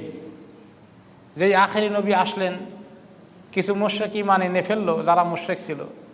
এখন ইহুদি আলেমরা অনেকে ঈমান আনে না, তারা ঈমান আনে না। কেন আনে না? তারা মনে করেছিল সব নবী তো বনি ইসরাইলে আসছে, এটাও বনি ইসরাইলে আসবে। শেষটা যে ইসাক আলাইহিস সালামের আওলাদ না, হযরত ইসমাইলের আওলাদ, এটা তারা সহ্য করতে পারল না, কারণ তারা তো বর্ণবাদী, তারা তো রেসিস্ট। তাদের রেসের বাইরে কোনো রেস ধর্মকে, আল্লাহর কোনো নবী আসবে এটা তারা অ্যাকসেপ্ট করতে পারল না। এই জন্য তারা জেনে শুনে রিজেক্ট করলো। কোনো তাফসীর এসেছে যে তারা যখন বলতো যে তোমরা না বললা যে আমাদের এই নবী আসা টাইম হয়ে গেছে, নবী তো আসছে, এখন মানো না কেন?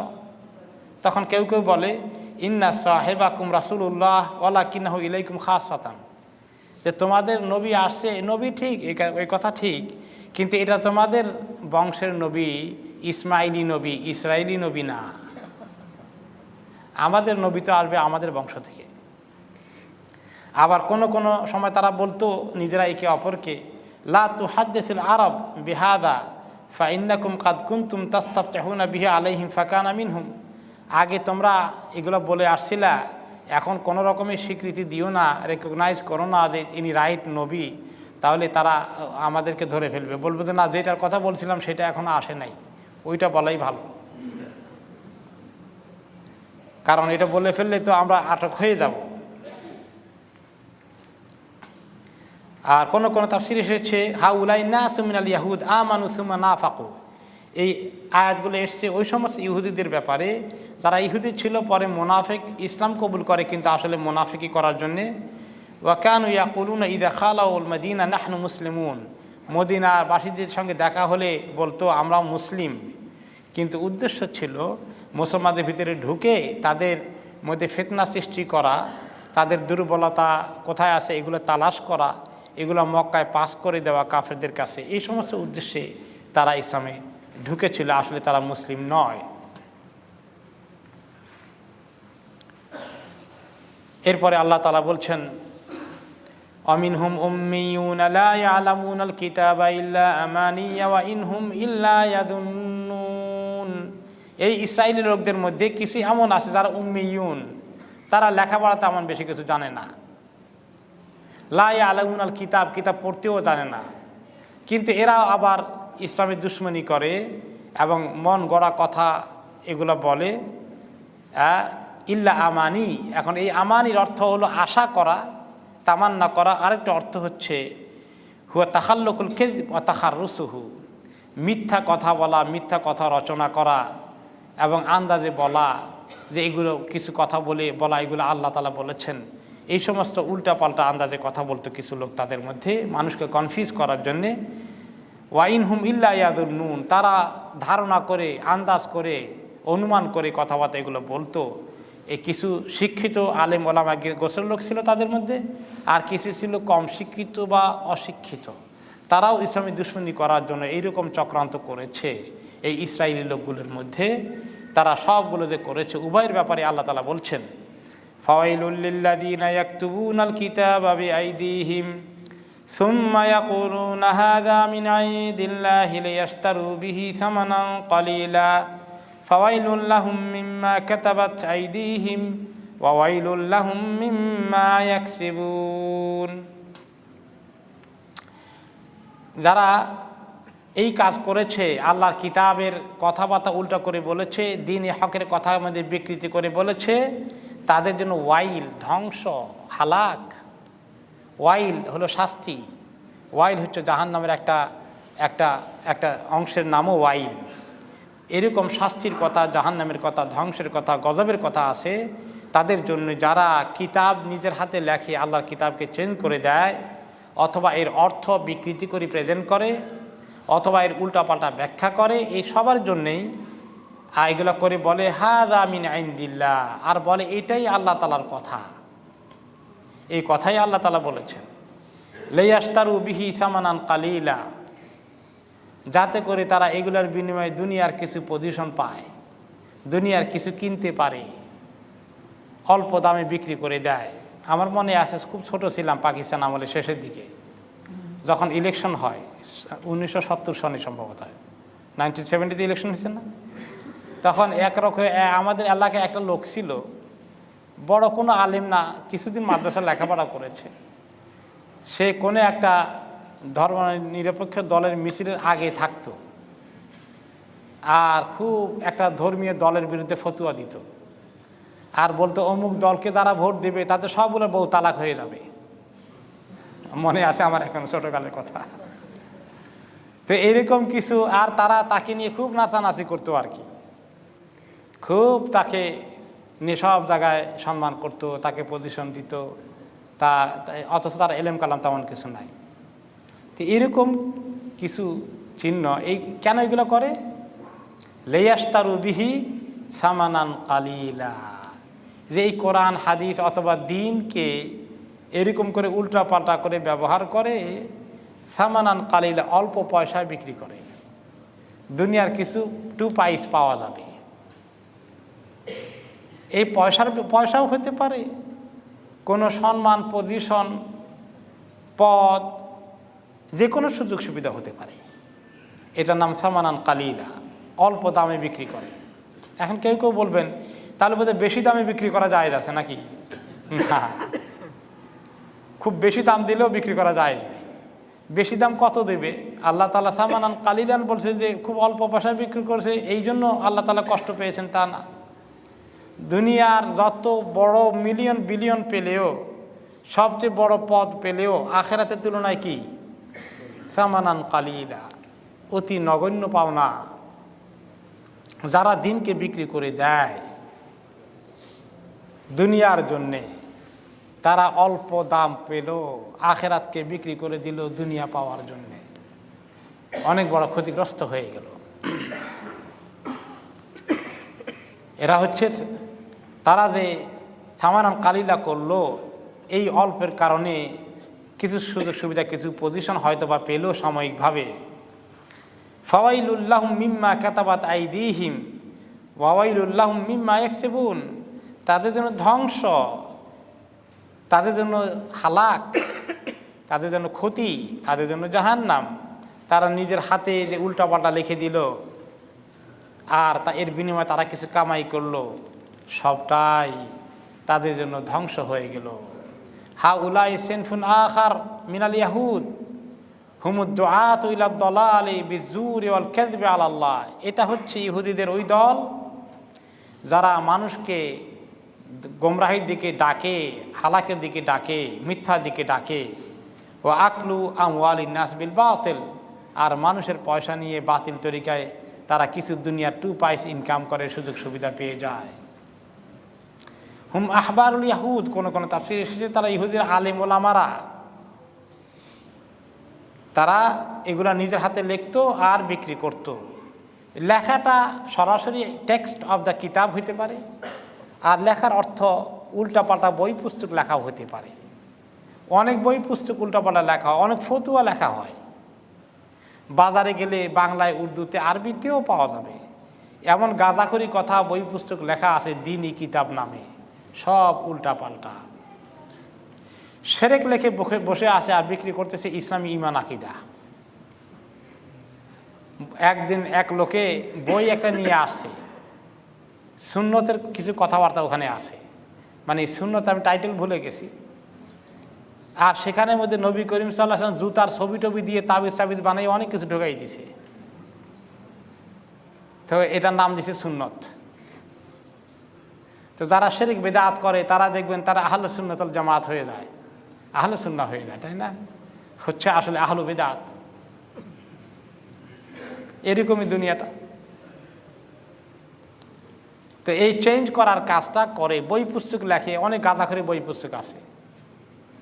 এমন এমন আজগুবি আজগুবি গল্প লিখবে, কথা লিখবে, কাহিনী লিখবে, বানানো হাদিস, মৌজু হাদিস, বানোয়াট হাদিস দিয়ে বই সাজাবে, কিসসা কাহিনী দিয়ে।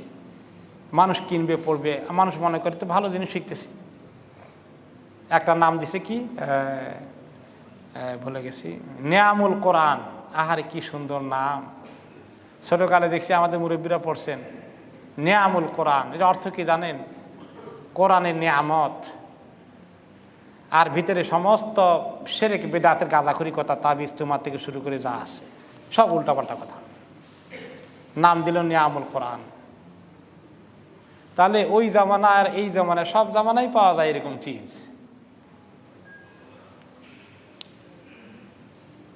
আল্লাহ তাআলা এগুলোর বিনিময়ে বই পুস্তকও চলে, অনেক ওয়াজও হয়, কিছু কিছু টেলিভিশন চ্যানেলও দেখবেন কিভাবে যে কথা বলে, উল্টা পাল্টা কাহিনী। লোকেরা খালি শুনে টুনে মাথা খারাপ হয়ে যায়, আমাদেরকে জিজ্ঞাসা করে হয়রান করে দেয়, এই কথা বললো, সেই কথা বললো। আমি বললাম যে এইগুলার এক একটার কি জবাব দেব? আপনারা তো দেখলেই বুঝতে পারেন, আপনারা নিজেরাই তো যথেষ্ট আছেন, আমাদেরকে জিজ্ঞাসা করে হয়রান করে লাভ আছে? যে এই পুরো যে 2 নম্বর কারবার, এই লোকগুলা যে দিন থেকে বঞ্চিত, ঈমান থেকে বঞ্চিত, তাওহীদ থেকে বঞ্চিত, শিরক বিদআত তাদের ব্যবসা বাণিজ্যের পুঁজি। তাওহীদ থাকলে এত ব্যবসা বাণিজ্য করা যায়? ব্যবসা বাণিজ্য করার জন্য শিরক বিদআতের দরকার, সামানান কালিলা করার জন্য ওইটা দরকার। তো এগুলো আল্লাহ তাআলা বলছেন খাও, বানাও তোমরা দুনিয়া, কিন্তু এর বিনিময়ে তাদের জন্য ধ্বংস, ওয়াইল, হালাক, জাহান্নাম তাদের অপেক্ষা করছে। এরপরে এগুলো তো করতে করতো এই ইহুদি আলেমরা আরো কি বলতো? ওয়াকালু লান তামাসসানান নারু ইল্লা আইয়ামাম মাদুদাহ। তারা এগুলো তো করে, এগুলোর বিনিময়ে তো কিছু শাস্তি আছে, এটাও কিছু জানে। আবার তো কেউ কেউ বলে যে জালিয়াতি করেন যে এইগুলা অসুবিধা হবে না, নিজেরাই হয়তো কেউ কেউ বেশি করে দেখি অনেক কারো কারো কাছে খারাপ লাগে। তখন তারা বলে আরে শোনো, জাহান্নামে গেলে জাহান্নাম মাত্র কয়েকদিন আমাদেরকে টাচ করবে, এর বেশি দিন পারবে না। অকালু, তারা বলতো লান তামাসসানান নারু, আগুন আমাদেরকে স্পর্শ করবে না, ইল্লা আইয়ামাম মাদুদা, মাত্র কয়েকদিন ছাড়া। ইবনে আব্বাস রাদিয়াল্লাহু আনহুমা এর তাফসিরে বলেছেন ইন্নাল ইয়াহুদা কানু ইয়াকুলুন, ইহুদি আলেমরা বলতো ইন্না হাদিদ দুনিয়া ৭,০০০ সানা, দুনিয়ার বয়স হলো অল টুগেদার ৭,০০০ বছর তাদের হিসাবে আর কি। এই ৭,০০০ বছরের ক্যালকুলেশন তারা কেমনে করছে আল্লাহ তাআলাই ভালো জানেন। তারা এটা বলতো যে গোটা দুনিয়ার বয়স শুরু থেকে কিয়ামতের আগ পর্যন্ত ৭,০০০ বছর। ওয়া ইন্নামা নুআযাবু বিকুল্লি আলফি সানাতিন ইয়াওমান ফিন্নার, আর আল্লাহ তাআলা আমাদেরকে ১,০০০ বছরের মোকাবিলায় একদিন করে জাহান্নাম দেবেন। তো ৭,০০০ বছরে মাত্র ৭ দিন আমাদেরকে জাহান্নামে জ্বলতে হবে। চোখ বন্ধ করে ৭ দিন পড়ে থাকবো, আর কি করা যায়, এরকম একটা ভাব আর কি। আলিয়াযু বিল্লাহ, আল্লাহুম্মা ইন্না নাউযু বিকা মিনান নার। কুল আত্তাখাযতুম ইনদাল্লাহি আহদান ফালান ইউখলিফাল্লাহু আহদাহ।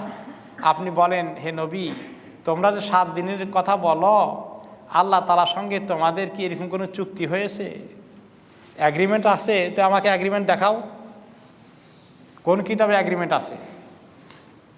আম তাকুলুনা আলাল্লাহি মা লা তা'লামুন, নাকি আল্লাহর ব্যাপারে না জেনে আন্দাজে গাঁজাখুরি কথা বলো? অন্য আয়াতে তারা বলেছে, ক্বালু লান তামাসসানান নারু ইল্লা 40 লাইলা ওয়া হিয়া মুদ্দাতু ইবাদাতিহিল আজল। তারা কোনো সময় বলতো, না, মাত্র 40 দিন জ্বলতে হবে আমাদেরকে জাহান্নামে, কারণ আমাদের পূর্বপুরুষ 40 দিনে একটা আকাম করেছিল। সে আকামটা কি জানেন? 40 দিন পর্যন্ত গরুর পূজা করেছিল ওই সামিরির ফর্মুলা অনুযায়ী। ওই 40 দিন আমাদের পূর্বপুরুষ এই একটা নষ্টামির কাজ করেছে, বড় শিরক করেছিল। ওইটার জন্য আমাদেরকে বড় জোর 40 দিন জাহান্নামে জ্বলতে হবে, তারপরে আমাদের খালাস, মুক্তি পেয়ে যাব। আরেকটি রেওয়ায়াত আসছে, ইকরামা রাদিয়াল্লাহু আনহু বলেছেন, খাসামাতুল ইয়াহুদ রাসূলুল্লাহ সাল্লাল্লাহু আলাইহি ওয়াসাল্লাম, ইহুদিদের সঙ্গে একবার নবী করিম সাল্লাল্লাহু আলাইহি ওয়াসাল্লামের কথাবার্তা হলো। তারা বলতে থাকলো যে, না, আমাদেরকে এত জাহান্নামে জ্বলতে হবে না, এত ভয় দেখায় লাভ নাই। জাহান্নামে তো জ্বলবেন বেশি আপনারা, আমরা কম জ্বলবো। কেমনে? ক্বালু লান নাদখুলান নারা ইল্লা 40 লাইলা, মাত্র 40 দিনের জন্য ম্যাক্সিমাম জাহান্নামে জ্বলতে হবে আমাদেরকে। ওয়া সাইখলিফুনা ফিহা কওমুন আখারুন, এরপরে বাকিদেরকে যেতে হবে জাহান্নামে। তারা সব সময় থাকবে। তারা কারা? নাম নেয় নাই, ইশারা ইঙ্গিতে বুঝিয়েছে আপনারা। আমরা 40 দিন পরে বিদায় জাহান্নাম থেকে, আর জ্বলা লাগবে না। 40 দিন কোনো রকমে কায়ত হয়ে পড়ে থাকবো, এরকম একটা ভাব। ওকে, কিন্তু রাসূলুল্লাহ সাল্লাল্লাহু আলাইহি ওয়াসাল্লাম এই কথা শুনে বললেন, বাল আনতুম খালিদুনা মুখাল্লাদুনা লা ইয়াখলুফুকুম ফিহা আহাদ, তোমরা ওখানে চিরদিনের জন্য থাকবা, তোমাদের উঠিয়ে এসে আর কাউকে ওখানে থাকার দরকার নাই, তোমাদের জায়গায় আর কেউ যাবে না, তোমরা ওখানে চিরদিনের জন্যই যাবা, তোমাদের সিট পার্মানেন্টলি বরাদ্দ করা হবে, ওখান থেকে বের হওয়ার কোনো উপায় থাকবে না তোমাদের।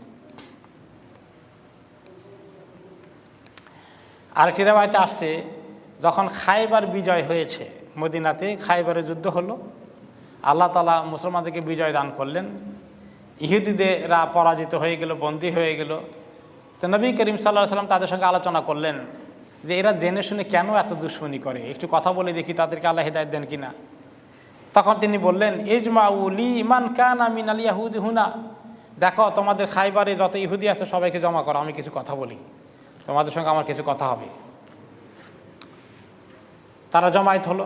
তিনি বললেন, মান আবুকুম, তোমাদের পূর্বপুরুষ যারা এই গোষ্ঠী এখানে আসো খায়বার এলাকায়, জানো কি তোমাদের সর্বপ্রথম পূর্বপুরুষ এখানে কে আসছিল, যে লোকটা তোমাদের এই বংশের যে প্রথম এখানে এসেছে তার নাম জানো? ক্বালু ফুলান, তারা জেনে শুনে একটা উল্টা নাম বলে দিল, তো মানে আসলটা স্বীকার করবে না। ক্বালা কাযাবতুম বাল আবুকুম ফুলান, তিনি বললেন, মিথ্যা বলছ, আমি জানি তোমাদের পিতা ছিল অমুক। ফাকালু সাদাকতা ওয়া বারারতা, তারা বললো যে না, ঠিকই তো বলছেন, কেমনে বললেন, ধরে ফেলছেন।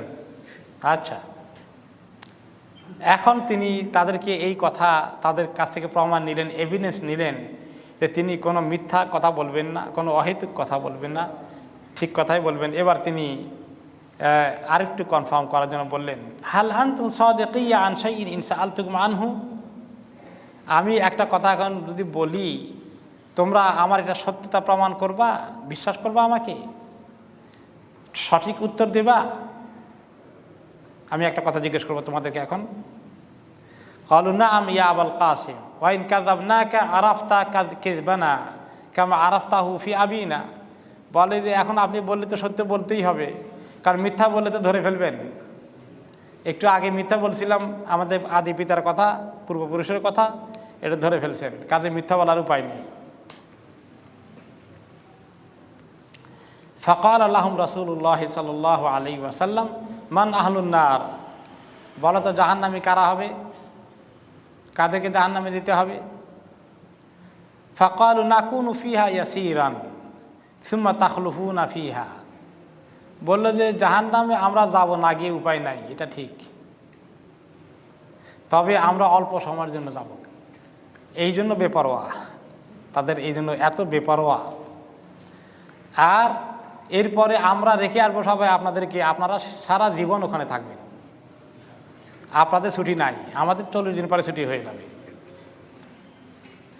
ফাকাল আল্লাহুম রাসূলুল্লাহ সাল্লাল্লাহু আলাইহি ওয়াসাল্লাম ইখসাউ ওয়াল্লাহি লা নুখলিফুকুম ফিহা আবাদান। তিনি বললেন বাড়াবাড়ি করো না, অন্যায় কথা বলো না, খামোশ হয়ে যাও, আমরা কখনোই তোমাদের উত্তরাধিকারী জাহান্নামে হব না, আমরা জাহান্নামে যাব না, তোমরাই জাহান্নামে যাবে। সুম্মা ক্বালা লাহুম রাসূলুল্লাহ সাল্লাল্লাহু আলাইহি ওয়াসাল্লাম হাল আনতুম সাদিকি আন শাইইন ইন সাআলতুকুম আনহু। এখন আরেকটি কথা বলি যে তোমরা আমাকে সত্য উত্তর দিবা কি? ক্বালু নাআম ইয়া আবাল কাসিম। বললো যে হ্যাঁ, অবশ্যই সত্য বলতে হবে, আমরা তো এই বাইরে বলার উপায় নেই, কারণ সব ধরা পড়ে যাব। ক্বাল হাল জাআলতুম ফি হাদিহি শাতি সুম্মান। তারা খাবার নিয়ে এসেছিল, একটা রোস্ট করে নিয়ে এসেছিল একটা বকরি ওনার জন্যে, যে আমরা তো পরাজিত হয়ে গেছি, আপনি তো বিজয় লাভ করেছেন, এখন আর আপনার সঙ্গে যুদ্ধ করে আমাদের লাভ নেই, কম্প্রোমাইজই করতে হবে, ঠিক আছে আপনারা আমরা একটু সম্মান করি। রোস্টেড বকরি বা ভেড়া রোস্ট করে নিয়ে এসেছে। ওইটা সামনে দেখে তিনি বললেন, এটা আমাদের কোনো বিষ ঢুকাই দিছ? ফাকালু নাআম। বলে যে হ্যাঁ ঢুকাইছি তো। এরপরে তিনি বললেন ক্বালা ফামা হামালাকুম আলা যালিকা, যে কেন এই কাজ করতে গেছিলে, কেন, কি উদ্দেশ্যে কাজটা করলা বলো? ফাকালু আরাদনা ইন কুনতা কাযিবান আন নাস্তারিহা মিনকা ওয়া ইন কুনতা নাবিয়ান লাম ইয়াদুররুক। বলে আমরা চিন্তা করলাম যদি আপনি মিথ্যা নবী হন, নকল নবী হন, ভণ্ড নবী হন, তাহলে তো খাইয়া মরবেন, আমরা আপনার থেকে জান বাঁচলো, ভণ্ড নবীর যন্ত্রণা থেকে বাঁচলাম। আর যদি হক নবী হন, এটা আপনার ক্ষতি করবেন না, আমরা ভালো করেই জানি, আপনাকে আল্লাহ ধরাই দিবেন। তো এই কথা বলে তারা একটা ফাঁক ফকর বের করার চেষ্টা করলো আর কি। এরকম আসলে যারা আল্লাহ দ্বীনের দুশমনি করে তাদের বুদ্ধি শুধু যদি কম তাও নয়, কিন্তু বুদ্ধি বেশি আছে অনেক সময়। যেমন তাইফের ময়দানে তিনি যখন গেলেন, তো দুইজন বড় সর্দার ছিল, একজনকে দেখা করলেন, বললেন যে আমি তো আল্লাহ নবী হয়ে এসেছি, আল্লাহ তাআলা আমাকে মেসেজ পাঠিয়েছেন, কুলু লা ইলাহা ইল্লাল্লাহ তুফলিহুন, এই মেসেজ দিয়ে পাঠিয়েছেন। বলে যে তুমি আমার সঙ্গে আর কোনো কথা বলো না, আমি তোমার কোনো কথা শুনবো না, কিছু বলতেও চাই। বলে কেন? তুমি যদি মিথ্যা নবী হও, তাহলে তোমার সঙ্গে কথা প্যাসে পুষে দিয়ে যুক্তি প্রমাণ দিয়ে আমাকে মিথ্যা নবীর প্রতি ঈমান আনতে কোন সময় আমাকে বাধ্য করে ফেলো, আমাকে প্যাসে ফেলে দাও যে মিথ্যা নবীর উপর ঈমান এনে সব হারাইলাম।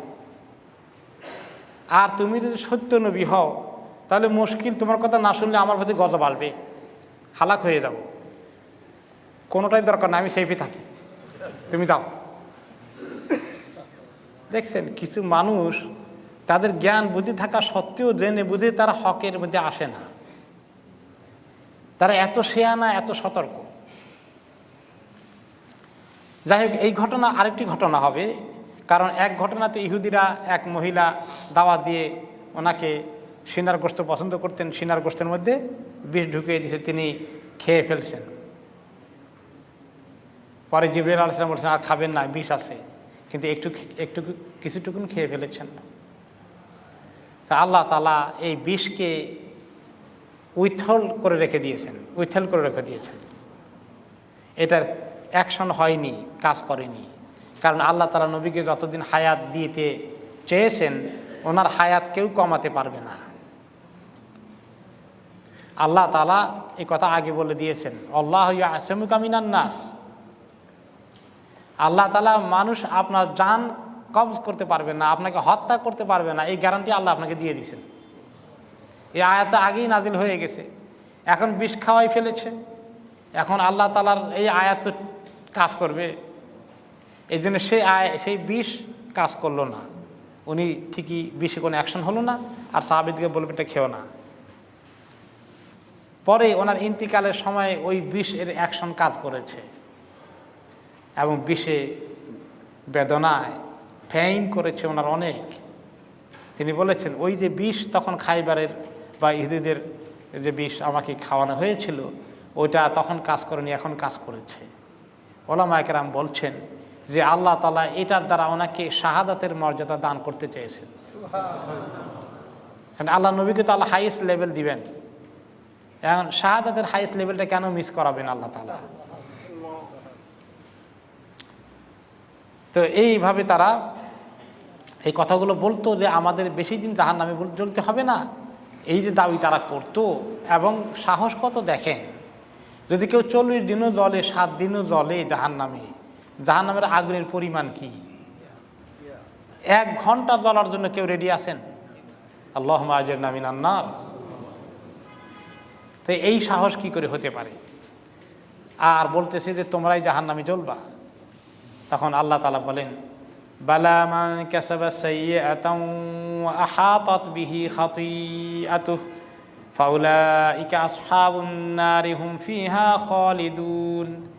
বরঞ্চ জাহান্নামে কারা যাবে? যারা এই সমস্ত গুনাহ করতে থেকেছে, অনেক গুনাহ কামাই করেছে, আর তার গুনাহ তাকে ঘিরে ফেলেছে, চতুর্পাশ থেকে তার গুনাহ তাকে ঘিরে নিয়েছে, এরাই হচ্ছে জাহান্নামের সাথী। ফাউলাইকা আসহাবুন নার হুম ফিহা খালিদুন। এরাই জাহান্নামে থাকবে, চিরদিন থাকবে, তারা বের হবে না ওখান থেকে।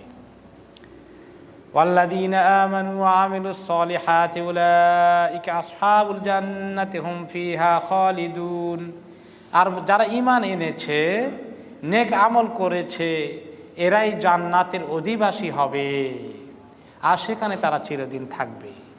এই ইহুদিরা তোমাদের দাবি যেটা সেটা সম্পূর্ণ উল্টো। যারা ঈমান এনেছেন তারা জান্নাতি হবে, তোমরা জাহান্নামী হবে।